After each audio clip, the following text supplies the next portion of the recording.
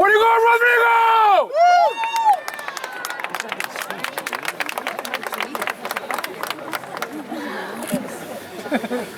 My fellow classmates, today is an important day.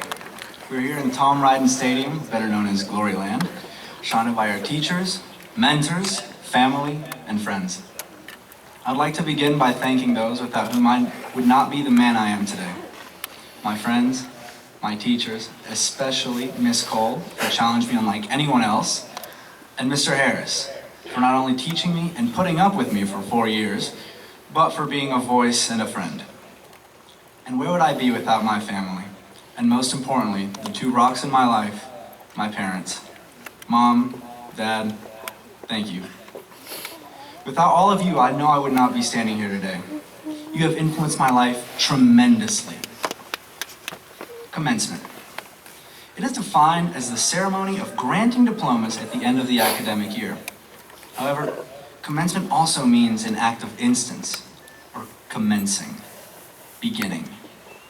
Let that resonate for a second, or marinate, as Dr. Bidman would say.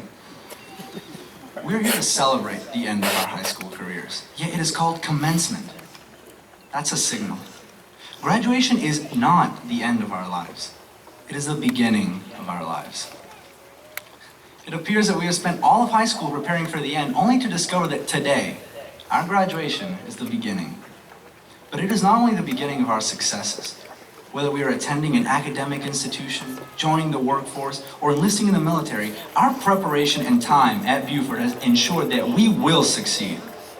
We would not be paraded out here today if we were not groomed to succeed in the real world. If we were not ready to dictate life, rather than have life dictate us.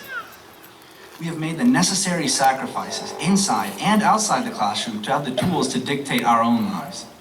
We are ready.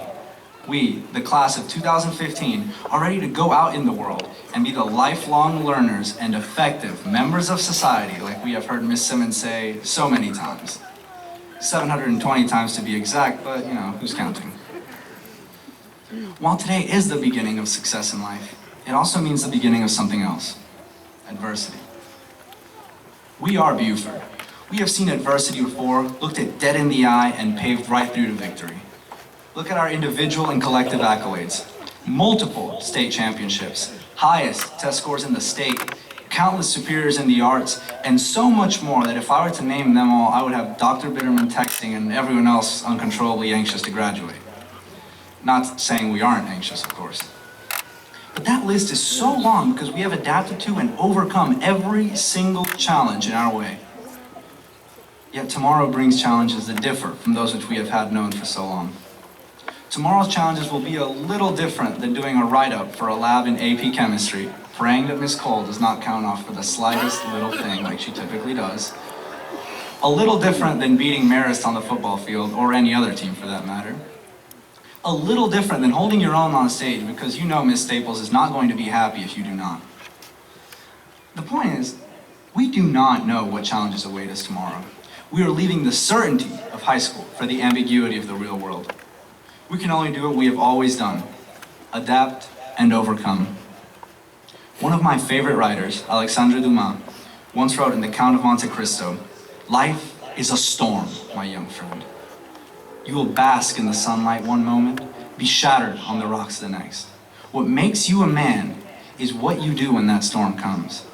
You must look into that storm and shout as you did in Rome, 'Do your worst, for I will do mine.' You must tell that storm to do its worst because you are prepared for whatever it may throw at you, especially its worst. We would be foolish and naive to think that a storm like that will never come. Even with all of our successes here at Buford, have we still not encountered a storm?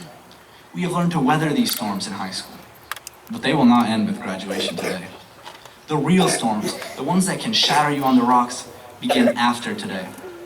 When, and not if, that storm does come, my fellow classmates, do not underestimate the storm, but confide in yourselves, for you are prepared to handle whatever life's madnesses choose to throw at you, and shout, 'Do your worst.'